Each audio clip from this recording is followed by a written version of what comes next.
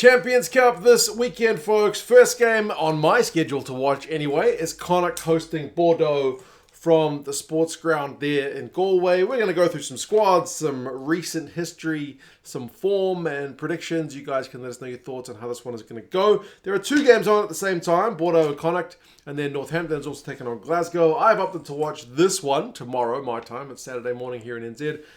Friday evening for you guys in Europe and South Africa and whatnot. But because I don't get to see the French teams that often. The French league, the top 14, is not broadcast here in New Zealand. But there's certainly a lot of talent in these French sides. And you can certainly see you've got a Japanese international, Argentinian international, Australian international, Tongan international and whatnot in this Bordeaux side.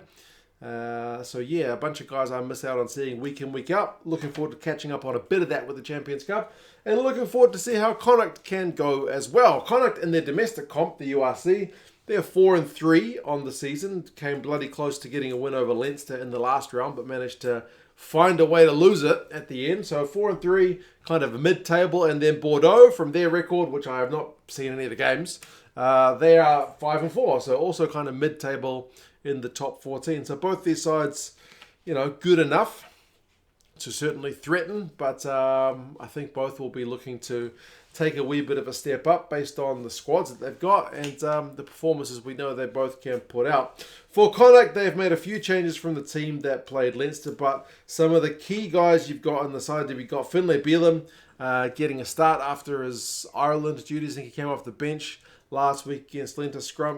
Scrum time is going to be very important for him.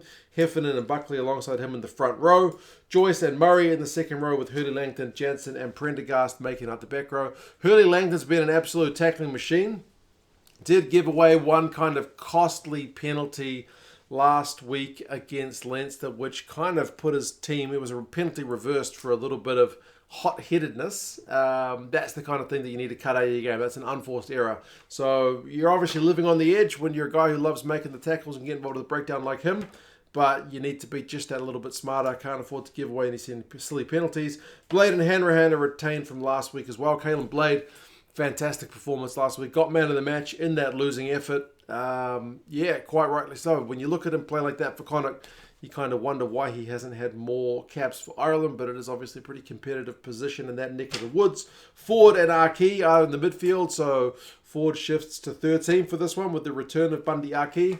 His first game, I think, since the World Cup, he was in the form of his life.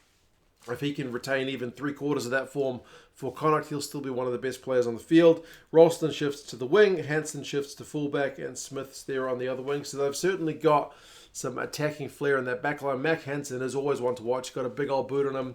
Loves running the ball back, loves putting a wee offload in the tackle. So, pleasing to see such a strong Connacht lineup for this one. For Bordeaux, some of the guys that I mentioned, man. I mean, you got Falatea, who's an international prop for France, so his battle up against Buckley is going to be a fantastic one. Then you got Petit and Jolme. That is your international lock and duo with a French international who's a big unit. And Jolme, he's like 204 centimetres, so, proper bit of tall timber. He'll be the biggest guy on the field. I mean, Connacht got a couple of 2-metre guys as well with the Murray boys, but Jolme is even bigger. And then Petit, the Argentinian international, who I believe Bordeaux from time to time play in the back row, but he's more familiar for me. Second row for this one, certainly one of the best ball handling locks in World Rugby. Pete Samu, my first time to see him since he's left Australian rugby there at 7. Tatafu, I didn't even realise he'd left Japan to play at number 8. Proper blockbusting ball carrier. And then Bochaton is there at 6. Luku and Jalibert, all French, 9-10 combo. That's also pretty much worth the price of admission. Luku tends to be that kind of second cab off the rank. So he's very consistent. And then Jalibert is a little bit more on the wild side, I guess, of his play. A little bit less predictable. Very, very attacking-minded. Tapuai, I also didn't know it's on for Bordeaux. It shows you how out of touch I am with the franchise. They've got a few veterans in the side. I mean, he was playing for the Sharks last year, Ben Tapuai. And then Damien Penaud, who's a new signing for Bordeaux, has just hit the ground absolutely running. He's got 7 tries in 4 games. So absolutely incredible stuff. And certainly bench-wise, this must be the heaviest prop combo to come off the bench in Champions Cup history. Ben Tamiafuna, who clocks in at 150 plus kilos, and Kalu Sadi, the South African, who clocks in at 140 plus. Those are two of the absolute biggest units you will ever see. So good luck to the Connacht scrum when those guys come on. They're going to be bringing some beef. It's a 6-2 split for Bordeaux. In this one, they're coming off a win in the top 14 at the weekend, so they'll be looking to try and kind of build a bit of form. However, predictions-wise for this one, Connacht, who I don't think in their last 2 games, I think it's only 2 games that they've played, Connacht haven't lost to Bordeaux, and that is predicted to continue. So the last game was back in 2019, it was 33-17, and the previous fixture was also Connacht win, I think, 22-10. So Connacht got a decent record over Bordeaux, but nothing within the last kind of 4 years. But Connacht are predicted to get a win, man. 6 points with the Rugby Forecast algorithm and 3 points with the bookies. It's an 8 p.m. kickoff over there in Ireland, which is 9 a.m. for me in New Zealand. My daughter's got like a dance recital, so I'm going to miss the game live, but I will watch it delayed. And much delayed, try to get some thoughts up about the game. If you guys are in the States, the Champions Cup is on Flow Rugby, so I'll put a link down to Flow. They've all got the Challenge Cup as well. We didn't even get the Challenge Cup broadcast here in NZ, so if you want to check out any of those European teams or the South African teams playing in these continental competitions, there you go. If you're in the States, Flow Rugby is the place to be. But yeah, you guys let us know your thoughts.